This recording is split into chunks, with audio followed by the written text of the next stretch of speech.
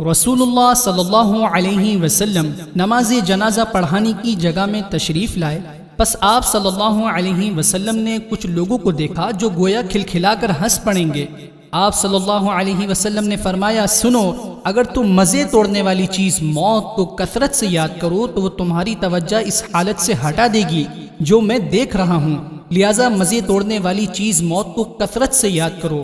اس لیے کہ قبر پر کوئی دن نہیں گزرتا مگر وہ کہتی ہے، میں مسافرت کا گھر ہوں، میں تنہائی کا گھر ہوں، میں مٹی کا گھر ہوں، میں کیڑوں کا گھر ہوں۔ جب مومن دفن کیا جاتا ہے تو قبر کہتی ہے، آپ کا آنا مبارک ہے، بے شک آپ مجھے میری پیٹھ پر چلنے والوں میں سب سے زیادہ محبوب تھے، سو اب آپ دیکھیں گے میرا برتاؤ آپ کے ساتھ کیسا ہوتا ہے۔ سو قبر اس کے لیے تا حد نگاہ وسیع ہو جاتی ہے اور اس کے لیے جنت کا ایک دروازہ کھول دیا جاتا ہے، اور جب گنہگار یا کافر دفن کیا جاتا ہے تو قبر اس سے کہتی ہے، تیرا آنا ناپسندیدہ ہے،